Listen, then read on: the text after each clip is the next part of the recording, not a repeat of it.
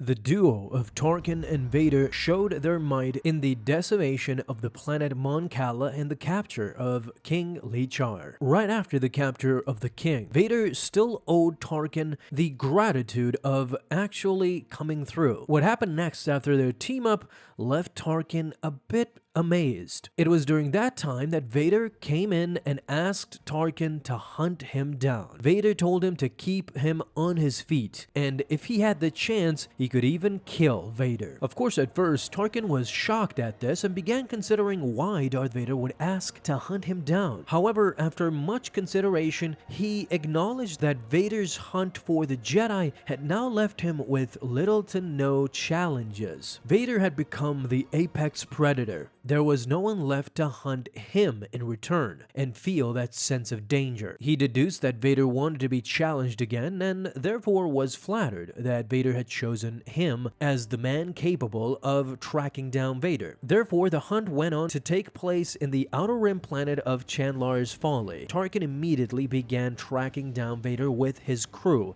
Knowing of Vader's brutal abilities, Tarkin outfitted the hunters with slug throwers and flamethrowers to avoid the possibility of Vader deflecting their shots with his lightsaber. The next day, they went on to corner Vader, and 4 of the hunters engulfed him with their flamethrowers. Even then, they were no match for the Sith Lord. Tarkin watched as Vader was covered in flames. He thought he saw fear in Vader's body language, but Vader took no time in targeting the hunters' flamethrowers, incinerating the 4 hunters by using the Force and blowing them up in the process. Through the following days, Tarkin saw that Vader was not very hard to track, leaving clear signs of wherever he went. They learned why, as on multiple occasions, Vader had done that purposefully in order to ambush Tarkin and his group. In one occasion, Tarkin and his hunters were tracking Vader near a cliff when he revealed himself suddenly and killed one of the hunters. 2 others fired on him, but ultimately failed to kill him. To make matters worse, Vader had skinned a Valath, apex predator. It was huge and deadly, with a hide boasting unique chromatophores that allowed it to blend into its background, basically making the skin wearer translucent. This is how Vader was able to navigate through the planet mostly undetected. At last, Tarkin realized one thing, that if at any time they were going to defeat Darth Vader, it had to be without his lightsaber. With the power and the might that Darth Vader possessed through the Force, his lightsaber was an enormous advantage. Vader with his lightsaber simply could not be beaten. And so, over the course of the next 4 days, his main mission was to steal Darth Vader's weapon. And so it began, the operation to relieve Darth Vader of his weapon. This action was taken on the 4th day of the hunt, and it cost Tarkin another 6 men, which he considered to be a bargain. One of the hunters that was a droid used the grappling device to sneakingly grab Vader's lightsaber out of his hand and pull it to his own, finally stealing the weapon from the Sith Lord. Tarkin admitted that not only did it force Vader to adopt new tactics after his lightsaber was snatched from him, but it made him more angry. In general, enraged prey was much easier to destroy, according to Tarkin, but he was willing to admit that this analysis may not apply to Darth Vader. Vader fought 5 of Tarkin's hunters as they fired upon him, hitting him many times and scarring his armor. Tarkin watched from a hilltop as Vader came close to the hunters and used the Force to snap one of the hunters' necks. The other hunters retreated and Vader Force choked another one to death. Once understanding how capable Vader was in the Force, Tarkin immediately assumed that the hunt would very soon come to its end, and he realized that Vader was now keen on getting back his stolen lightsaber. As long as Tarkin's team hunted him, he would hunt them instead. Next, Vader would go on to lure them into a ravine of blue crystals where his breathing could echo and be untraceable by Sission and his grandfather, Hadhir. Hadhir heard Vader's breathing, and while he concluded that Vader was near, he could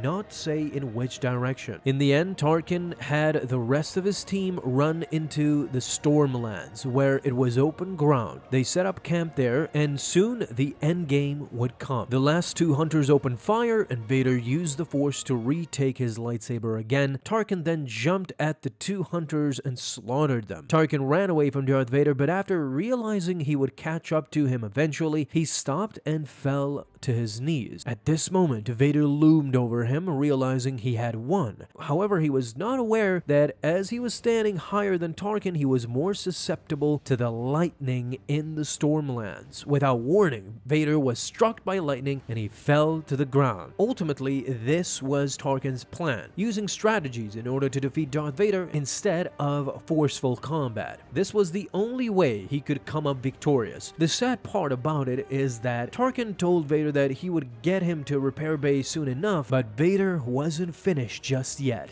With a sliver of energy, Vader used Force Choke and grabbed Tarkin's neck, showing him that he hadn't lost just yet. In the end, you could say that this resulted in a tie. However, Tarkin realized something very grave that day, that nothing could deter Darth Vader's wrath. Even at the last moment, if you think that you have defeated him, you might be mistaken. Guys, what did you think about this? Talk to me down in the comments. Thank you guys so much for watching this video, and if you enjoyed, leave a thumbs up down below, subscribe for dailies. Now you can have an awesome day, boys and gals. I'll see you in the next video, and may the Force be with you until then.